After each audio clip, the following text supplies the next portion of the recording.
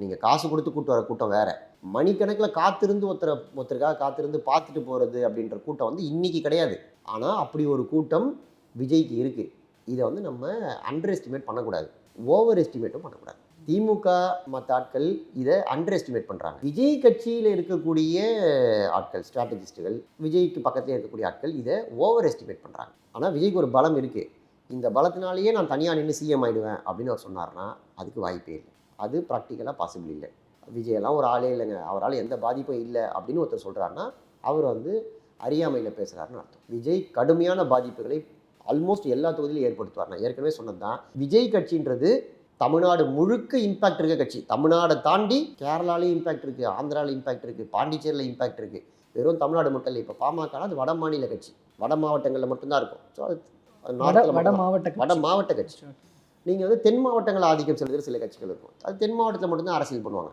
அப்புறம் ஒரு ஜாதிக்குன்னு ஒரு கட்சி இருக்கும். இப்போ நீங்கள் வந்து விடுதலை சிறுத்தைகள் எடுத்துக்கிட்டிங்கன்னா அவங்க தலித்துகளுக்கு உரிமைகளுக்காக பேசுகிற கட்சி அப்படின்னு ஒரு ஐடென்டிட்டி, ஒரு கேஸ்ட் ஐடென்டிட்டி இருக்குது, கம்யூனிட்டி ஐடென்டிட்டி.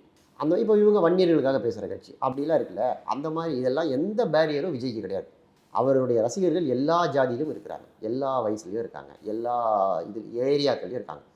நம்ம கும்மிடிப்பூண்டியில் ஆரம்பித்து கீழே கன்னியாகுமரி வரைக்கும் எல்லா தொகுதியிலும் விஜய் ஆதரவாளர்கள், ரசிகர்கள் இருக்கிறாங்க. அதனால் போன எலெக்ஷனில் தின் மார்ஜினில் தோற்ற தொகுதிகள் நிறைய, முன்னாடி எலெக்ஷன்ஸை கம்பேர் பண்ணும்போது வரப்போகிற எலெக்ஷனில் அது இன்னும் கூடுதலாம். இப்போ நான் சொன்னல, திமுக வந்து 137 ஓட்டில் தான் டி நகரில் ஜெயிச்சுது. அதே மாதிரி குறைவான ஓட்டில் தான் மொடக்குறிச்சி சரஸ்வதி ஜெயித்தாங்க, குறைவான ஓட்டில் தான் தென்காசியில் ஜெயித்தாங்க. ஸோ இதெல்லாம் வந்து வரப்போகிற எலெக்ஷனில் இந்த 500,000 ஓட்டில் தோக்குற தொகுதிகள் நிறைய ஆகிடும்.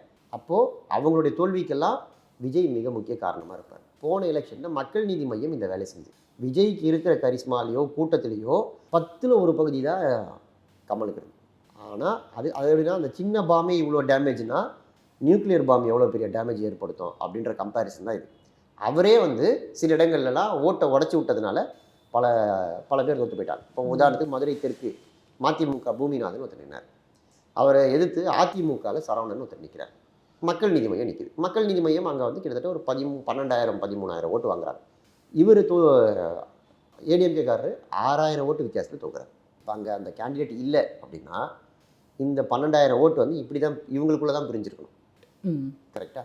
ஸோ இது ஒரு உதாரணம். இப்படியெல்லாம் மக்கள் நீதி மையம் அப்படின்ற கட்சி போன எலெக்ஷனில் பண்ண டேமேஜ் வந்து சின்ன டேமேஜ், அது ட்ரெய்லர், இது மெயின் பிக்சர். அப்போ இந்த கட்சி எவ்வளோ டேமேஜ் பண்ணணும்னு நீங்கள் யோசிச்சு பாருங்கள். அதனால தான் விஜயை பார்த்து உள்ளுக்குள்ளே எல்லாருக்குமே ஒரு அச்சம் இருக்குது.